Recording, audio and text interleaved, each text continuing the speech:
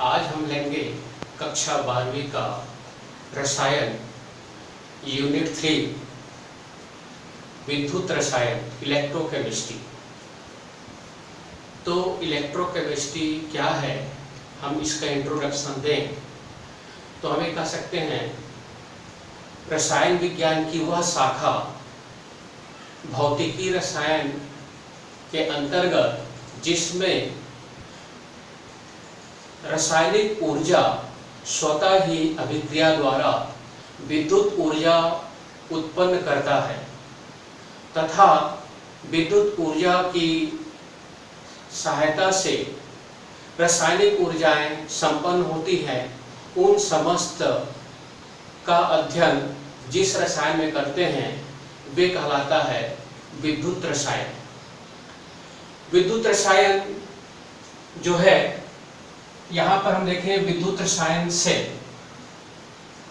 तो विद्युत रसायन सेल वे युक्ति या वे उपकरण होते हैं जो रासायनिक ऊर्जा स्वतः ही विद्युत ऊर्जा में रूपांतरित हो जाता है अथवा विद्युत ऊर्जा की सहायता से अस्वतः रासायनिक ऊर्जा रासायनिक अभिक्रियाओं को संपन्न कराता है। ये सभी युक्तियां या उपकरण विद्युत रासायनिक सेल के अंतर्गत आते हैं। अब विद्युत रसायन सेल को दो भागों में हम बांट सकते हैं।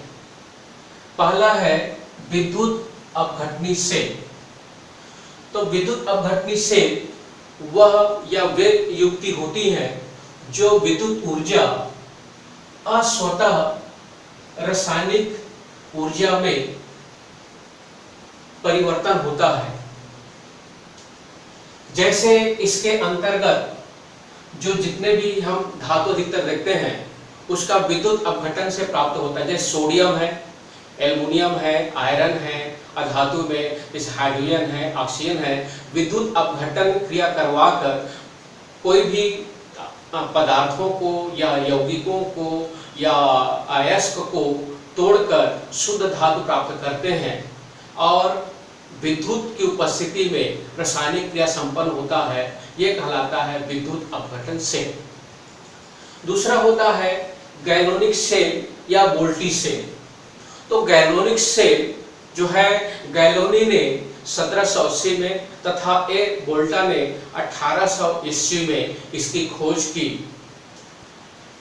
उस युक्ति में है मालूम है कि यदि कोई रासायनिक अभिक्रिया हो रही है तो उसके स्वतः ही विद्युत उत्पन्न होता है और इस विद्युत का उपयोग हम घरों में मोटर भी चला सकते हैं, कई प्रकार के उपकरण चला सकते हैं, कंप्यूटर चला सकते हैं, मोबाइल चला सकते हैं। ये आपका जैसे मान लिया आपका बैटरी होता है, लेड बैटरी है या शुष्क सेल है, ये सब जो है बैटरियां होती हैं। गैलोनिक सेल है, डेनियल सेल है, लैग्रांजी सेल है। ये सभी उपकरण जो है ये कहलाता है गैलोनिक सेल के अंतर्गत आता है, जो स्वतः ही रासायनिक अभिक्रिया विद्युत क्रिया में विद्युत ऊर्जा में उत्पन्न हो जाता है। अब हम देखेंगे गैलोनिक सेल या जिसको हम डेनियल सेल भी बोल सकते हैं, इसकी कार्यविधि और रचना। तो यहाँ पर गैलोनिक सेल जो होता है, ये डेनियल सेल उसका प्रवर्धित रूप है गैलोनिक सेल का। इसमें ध्रुवण को कम किया गया है। ध्रुवण का मतलब होता है जो पोलराइज्ड होता है बैटरी में, वो कम हो जाता है। तो यहाँ पर ये जो आप फिगर देख रहे हैं गैलोनिक सेल या डेनियल सेल का है, ये आप देख रहे हैं दो पात्र है, कांच का दो पात्र है।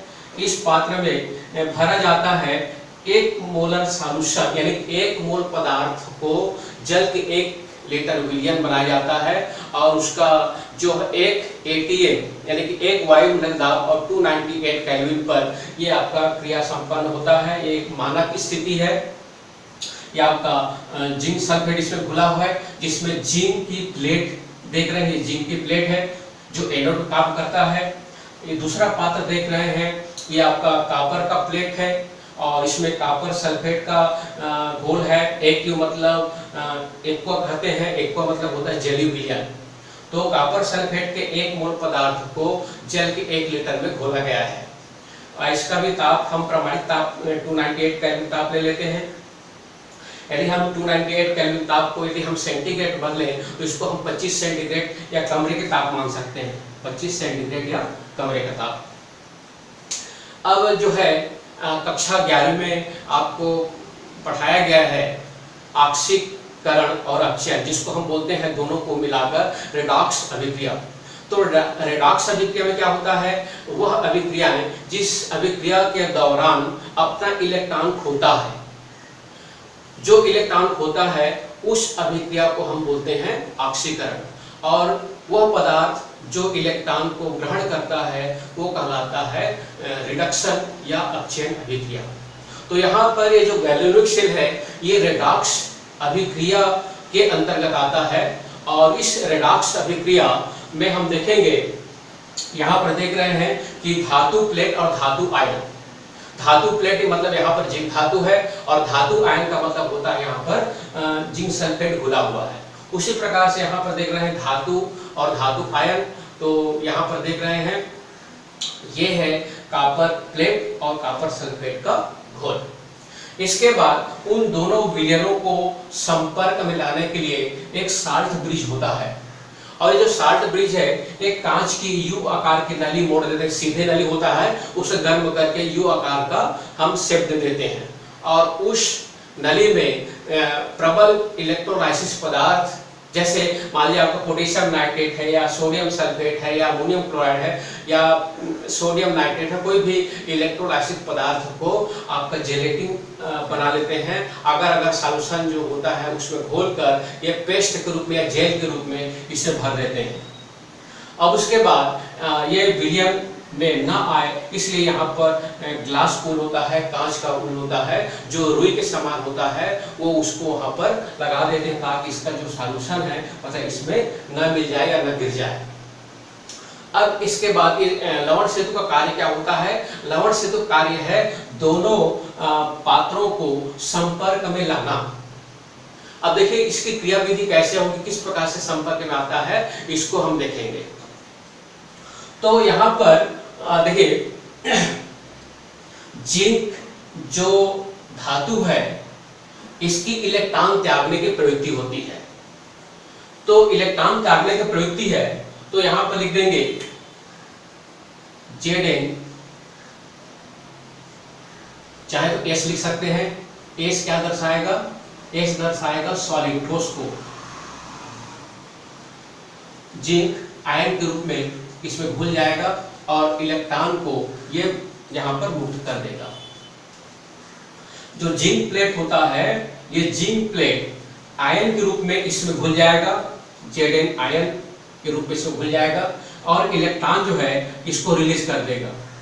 और ये इलेक्ट्रॉन का घनत्व इस एनोड पर बढ़ जाएगा और यहाँ से होता हुआ इलेक्ट्रॉन जो है आपका कॉपर प्लेट की ओर आएगा।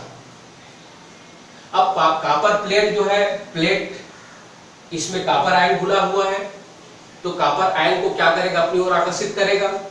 तो यहाँ पर देखें तो ऑक्सीडेशन रिडक्शन या रेडॉक्स अभिक्रिया है, रेडॉक्स रिएक्शन। तो रेडॉक्स रिएक्शन में क्या होता है? धातु जो है मान लीजिए इलेक्ट्रॉन त्यागता है तो ये क्रिया कहलाता है ऑक्सीकरण मतलब ऑक्सीडेशन। ये हो जाएगा ऑक्सीडेशन। और जो ऑक्सीडेशन होता है वो इलेक्ट्रोड जो होता है ये एनोड काम करता है। एनोड, ये आपका एनोड हो जाएगा। अब देखिए यहां से इलेक्ट्रॉन होता हुआ यहां पर आया, इलेक्ट्रॉन माइनस चार्ज है इसलिए यहां पर घुला हुआ है क्या है? Copper ion. कॉपर सल्फेट मतलब कॉपर आयन के रूप में घुला हुआ है। तो उस कॉपर आयन को इलेक्ट्रॉन क्या करता है? इलेक्ट्रॉन को ये खींच लेता है, कॉपर जो है। और ये जो है कॉपर प्लस इलेक्ट्रॉन को ग्रहण किया और ये हो जाएगा CuS। कॉपर धातु के रूप में यहां पर इस इलेक्ट्रोड पर जमा होते जाएगा, अर्थात कॉपर प्लेट की मोटाई बढ़ती जाएगी। कॉपर धातु यहाँ पर इकट्ठा होते जाएगा।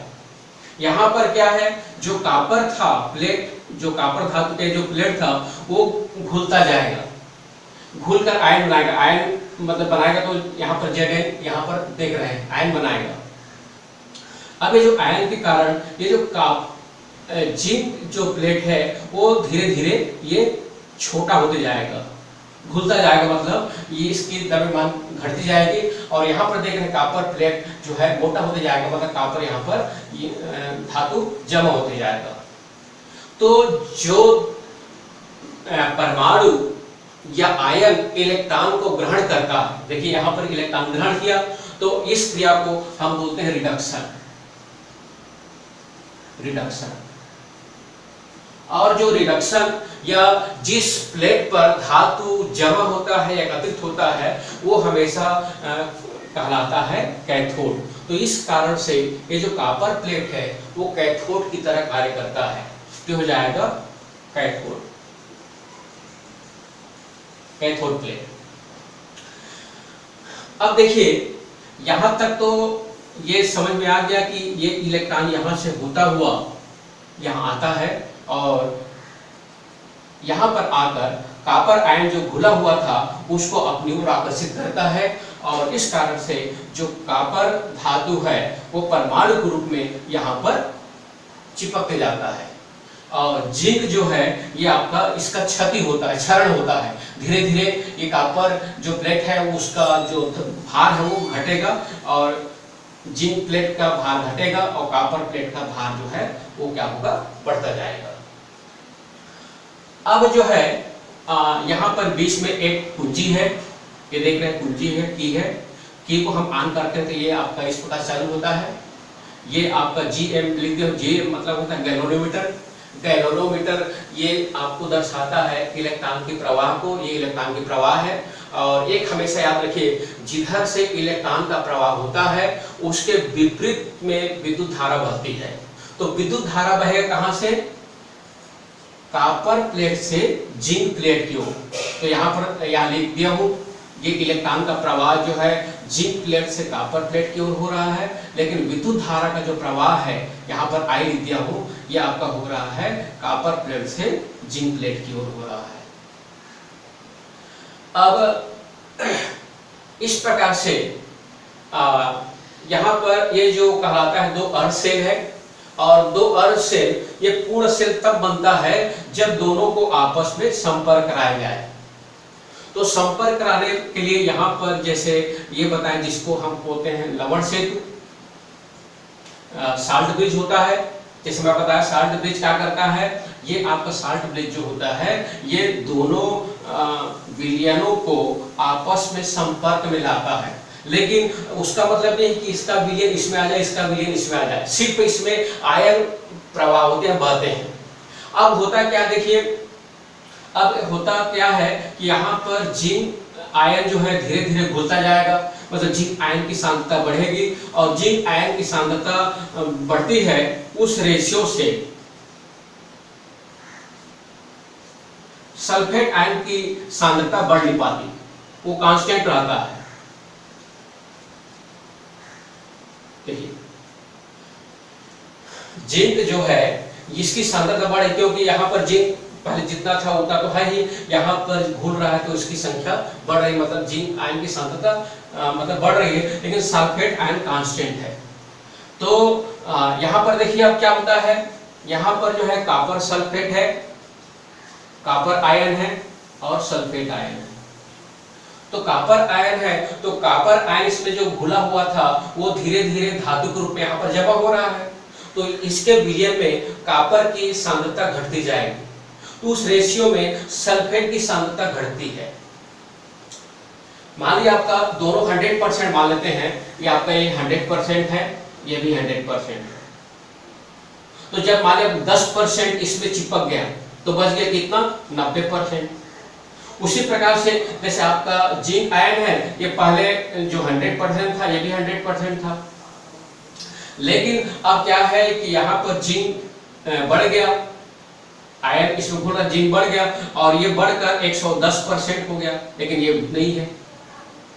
तो यहाँ पर देखिए ये 100 है और ये क्या है 110 है। उसी प्रकार से कॉपर आयन 90 हो गया और इधर हो गया आपका सल्फेट आयन 100 हो गया। तो इसके रेशियो में ये ज्यादा है, इस कारण से यहाँ से इसको विलयन उदासीन करने के लिए इसमें से सल्फेट आयन जो है ये आपका सल्फेट आयन इस ओर गति करता है, मतलब कॉपर से जिंक की ओर आ जाता है। अब देखिए जिंक की ओर आगे क्या होगा, अब जो जिंक जो है 110% है और ये 100% है, 10% इसमें और ऐड हो गया, ये भी 110 हो गया। इसी प्रकार से इसमें 10 माइनस हो गया 90 हो गया और इसमें से 10 घट कर इसमें आ गया तो ये भी क्या हो गया 90% हो गया। अर्थात इसमें इसकी सांद्रता समय के साथ साथ घटती जाएगी और इसकी सांद्रता समय के साथ साथ बढ़ती जाएगी। और ये क्रिया तब तक होगा जब तक कि इसकी सांद्रता शून्य नहीं हो जाती। इसकी सांद्रता मतलब जब तक इसमें आयन है, सल्फेट आयन है, तो यहां से यहां बहेगा और जब तक सल्फेट आयन है तो कॉपर आयन भी है वहां पर। और इस प्रकार से ये जो है इस सेल के द्वारा कुल रिएक्शन होता है, उसको हम कुल रिएक्शन को दे दें, ये जाएगा टोटल रिएक्शन। हम चाहे तो टोटल रिएक्शन का मतलब होता है ये आपका लेफ्ट साइड में है इलेक्ट्रॉन, ये राइट साइड में है, चाहे तो इसको हम जोड़ने के लिए काट सकते हैं। ये बच गया क्या ZNS और ये बचा क्या Cu, चाहे तो लिख सकते हैं इक्वल 2+ इक्वल, ये बचा Zn2+ इक्वल प्लस CuS।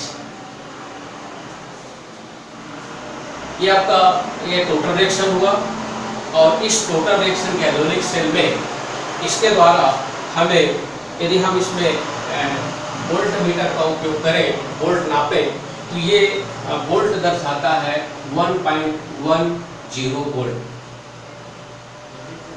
यानी कि गैल्वेनिक सेल या डेनियल सेल के द्वारा प्रमाणित ताप और दाब पर, प्रमाणित ताप और दाब का मतलब क्या होता है, प्रमाणित जो ताप है वो आपका 290 केल्विन ताप है और जो इसका दाब है वो 1 atm है, एक वायुमंडल दाब है और उसकी जो सांद्रता है 1 मोलर है।